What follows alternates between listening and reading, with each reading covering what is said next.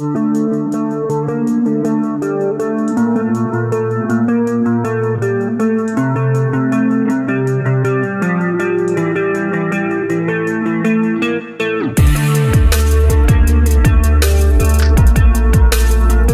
CTA CODIS est un service très important chez les sapeurs-pompiers. Il traite tous les appels d'urgence du département, 24 heures sur 24, 7 jours sur 7. Pour savoir précisément ce qui se passe quand on compose le 18 ou le 112, nous recevons le commandant Frédéric Tisserand, chef de groupement au SDIS, le service départemental d'incendie et de secours. Bonjour commandant. Bonjour à vous.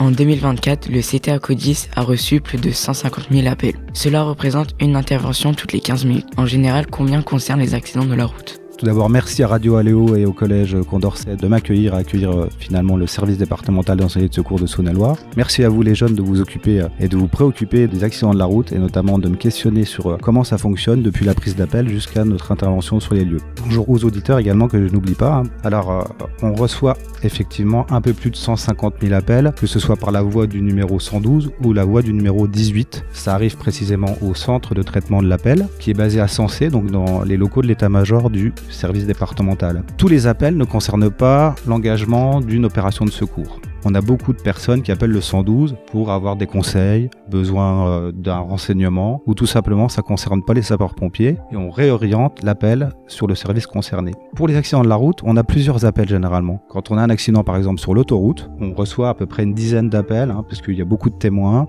qui signalent cet accident. Donc on pourrait chiffrer au regard des statistiques, puisque les accidents de la route représentent chez nous 8% de notre activité opérationnelle. 8%, alors c'est pas 8% de 150 000 appels qu'il faut retenir, mais par jour, pour vous donner une idée, c'est à peu près 50 appels pour les accidents de la route. Voilà, environ.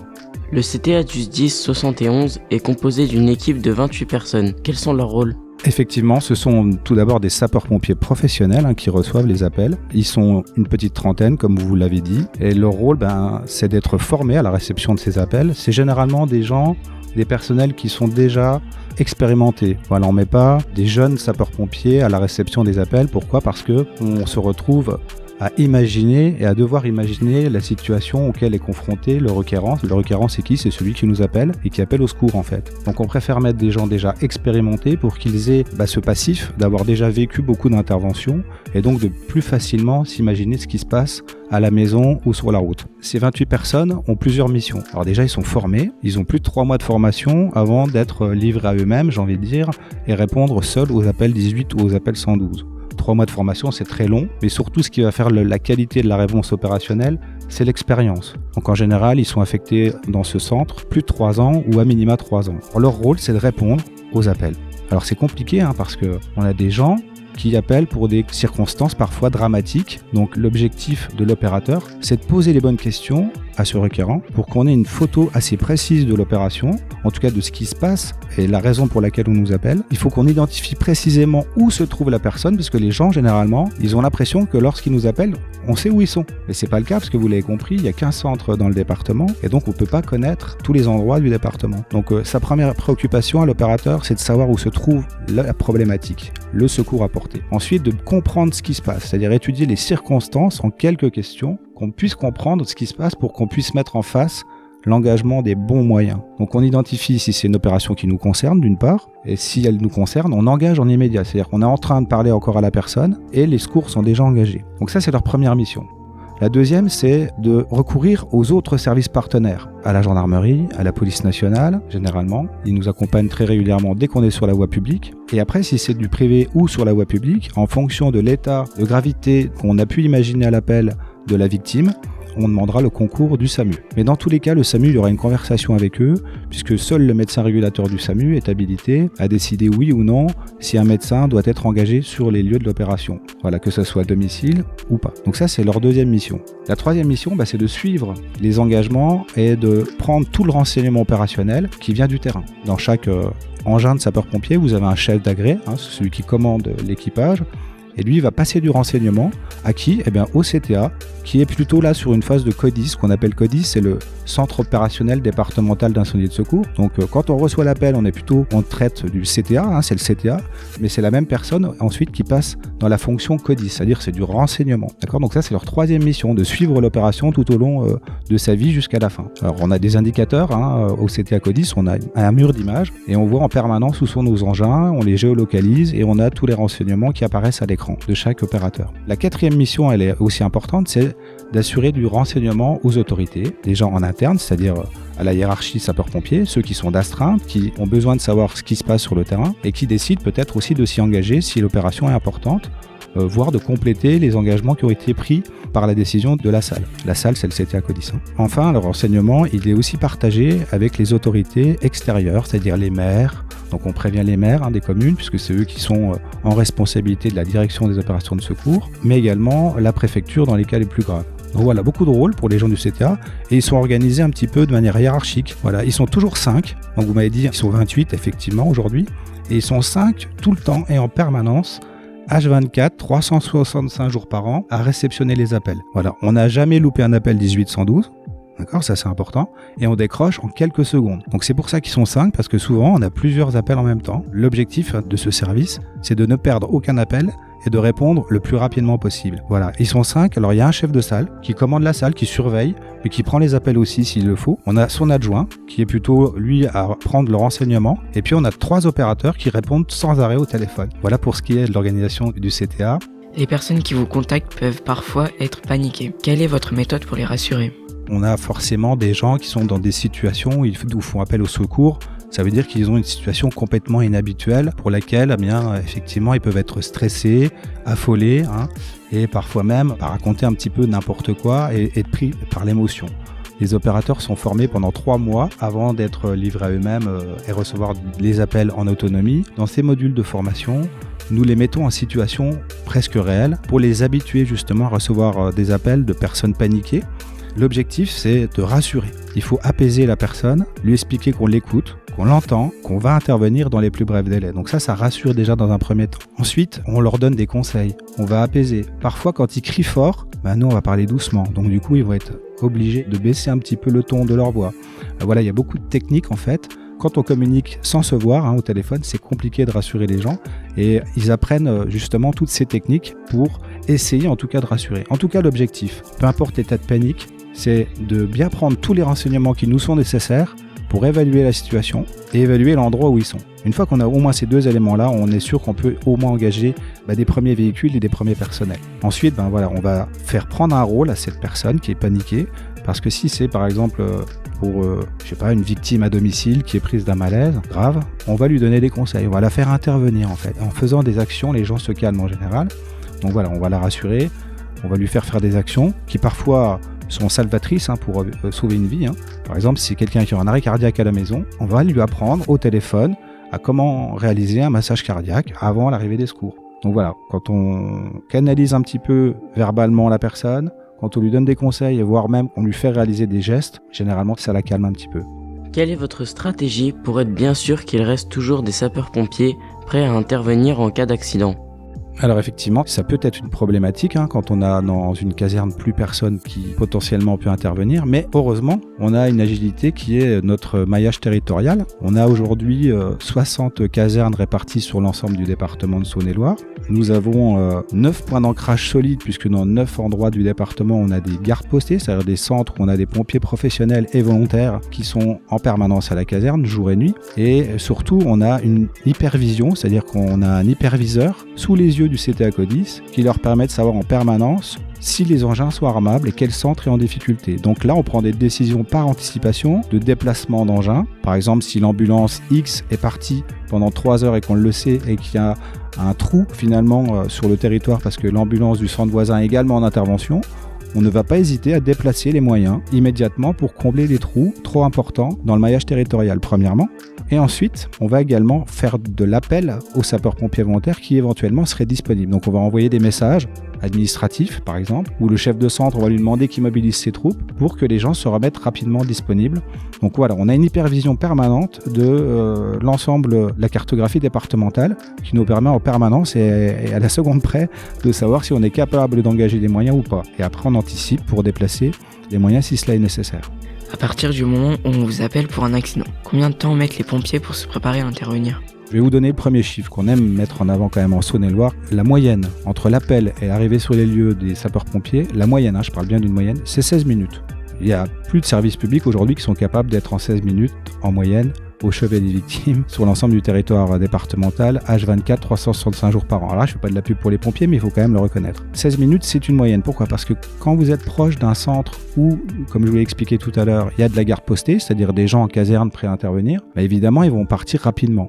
En moins de 3 minutes, ils ont quitté la caserne, donc après, c'est le délai de transit qui va faire qu'ils seront rapidement là ou pas, en fonction du lieu où vous êtes. Dans les autres centres où on n'a pas de garde postée, il y a un délai de mobilisation des sapeurs-pompiers qui, on ne peut pas faire autrement que d'attendre qu'ils arrivent à la caserne, s'habillent et partent en intervention. Le délai moyen de rassemblement dans une caserne, il est de maximum 8 à 10 minutes. Plus après, vous ajoutez à cela le délai de transit, en fonction du lieu où se trouve l'accident de la route, puisque c'est quand même notre sujet aujourd'hui. Donc je dirais que rappelons-nous que c'est 16 minutes en moyenne, mais que dans certains endroits il va falloir peut-être 25 minutes et dans d'autres on sera là en 5 minutes. Vous faites le lien avec la police, la gendarmerie et le SAMU. Pouvez-vous nous expliquer pourquoi ? Chacun a son rôle en fait dans les accidents de la route. La police, la gendarmerie, la police municipale également, je les oublie pas, sont là pour être concourants à l'opération, mais ils ont aussi des missions qui leur sont propres. Ils ne s'attachent pas qu'aux victimes. Nous, notre priorité, c'est de nous occuper des victimes, parce que ça, c'est notre cœur de métier, c'est de nous occuper de la victime, mais aussi de sécuriser les lieux avant l'arrivée de nos collègues gendarmes, policiers ou policiers municipaux. Les gendarmes, eux, ils sont là, les policiers et les gendarmes, pour s'occuper de nous protéger aussi, parce que c'est grâce à eux si on peut éviter des suraccidents, même si nous, à l'origine, les sapeurs-pompiers, on est obligés de se protéger, parce que bien souvent, on est là les premiers. Comme on est là les premiers, il faut bien qu'on se protège tout seul. Donc on a des méthodes de balisage. On essaie de se protéger au mieux par des procédures opérationnelles.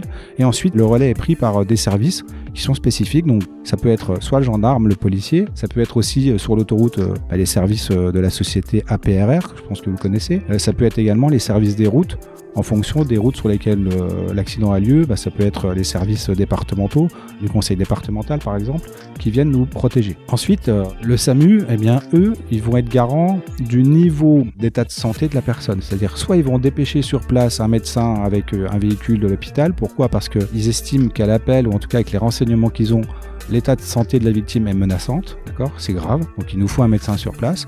Si c'est très grave, ils vont même envoyer un hélicoptère. On va avoir un médecin qui va venir par les airs, avec un hélicoptère du SAMU, et parfois ils vont décider de ne pas envoyer. Et nous, chez les pompiers, on a également des collègues qui sont médecins de sapeurs-pompiers volontaires et qui sont également infirmiers. Donc on a des protocoles pour lesquels, en lien avec le SAMU, on est capable de mettre en place une paramédicalisation ou une médicalisation de la victime sans forcément la présence du SAMU. Voilà. Mais c'est bien leur rôle au SAMU de s'occuper de l'état de santé de la victime, même si nous, on est secouristes, on n'est pas des professionnels de santé comme peuvent l'être les personnels du SAMU. Alors pourquoi on fait appel à toutes ces personnes-là ? Vous voyez, c'est finalement une équipe qui travaille dans le cadre des accidents de la route. On pense souvent aux pompiers, on pense souvent aux gendarmes, mais en fait il y a plein de monde.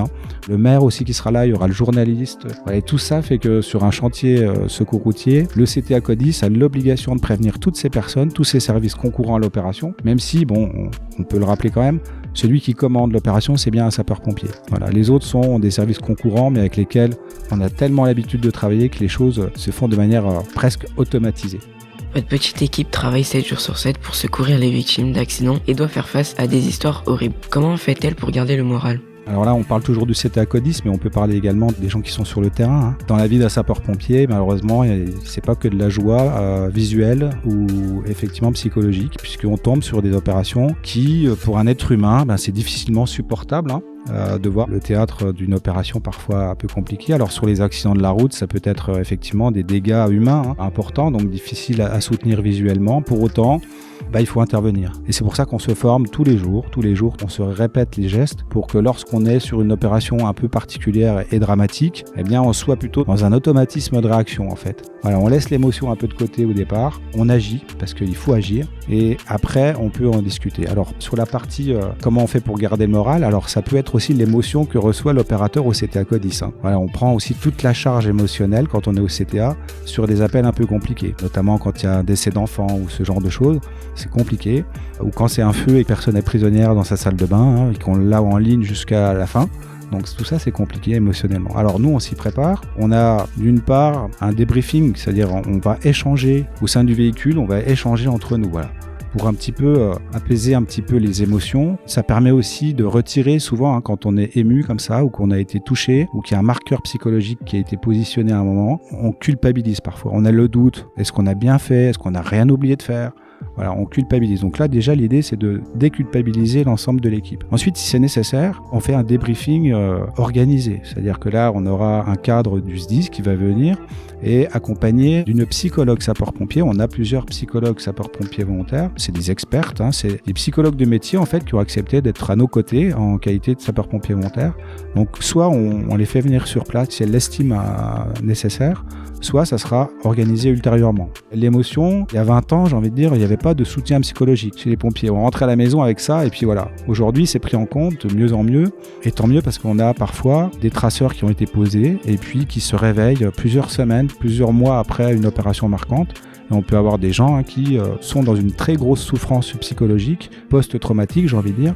Donc ça, aujourd'hui, on l'a bien compris. Donc on s'est armé, on a formé les gars, on en parle pendant les actions de formation. Et tout sapeur-pompier sait qu'il peut faire appel en permanence à un psychologue. On a un numéro, en fait, dans chaque caserne qui est affiché. Et chaque pompier peut se saisir de ce numéro pour appeler, entre guillemets, le psychologue. Pour finir, que faut-il penser à dire quand on appelle le 18 ou le 112 ? C'est vrai qu'on aime rappeler la petite trame habituelle, c'est-à-dire se présenter, dire où on est, ce qui se passe, etc.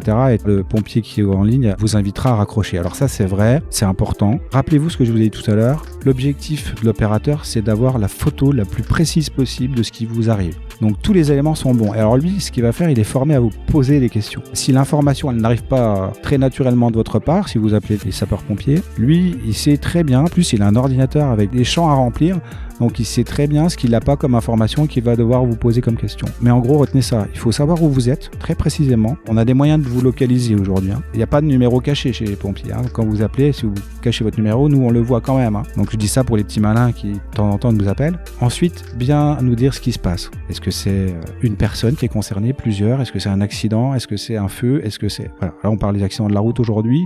Sur les accidents de la route, il faut parfois savoir se localiser, c'est compliqué. Parce que je suis sur l'autoroute, mais où ? Sur l'autoroute, dans quel sens? Est-ce que j'allais vers le nord, vers le sud? Est-ce que j'ai passé telle ville? Est-ce que j'ai un point kilométrique visible? Enfin, c'est pas si simple que ça de savoir se localiser. Donc sur une route départementale nationale, généralement ça va un peu mieux parce que c'est notre zone de déplacement régulière. Voilà. Mais quand on part en vacances ou autre, ben souvent, moi je serais le premier des fois à être incapable de me situer en fait, si je devais appeler les secours. Se situer, ça c'est vraiment important. Et puis dire ce qui se passe, le nombre de victimes, combien de véhicules sont concernés, dans quel état ils sont, est-ce qu'ils sont conscients ou pas. Voilà, tous les éléments que vous avez sous les yeux, vous nous les donnez. Et puis évidemment, s'il y a un risque de suraccident, s'il y a un risque que la voiture prenne feu, s'il y a un risque que la voiture elle continue son chemin dans un ravin, enfin voilà, tout ce que vous pouvez nous donner comme information, c'est important parce que nous, ça nous permet d'équilibrer les bons moyens en face. Merci beaucoup au commandant Frédéric Tisserand, chef de groupement au SDIS 71, d'avoir répondu à nos questions. Cette émission a été réalisée par les élèves du collège Condorcet de la Chapelle de Guinchay en atelier scolaire avec Radio Aléo dans le cadre d'un partenariat avec la préfecture de Saône-et-Loire. Vous pouvez retrouver toutes les émissions sur le site radioaléo.fr.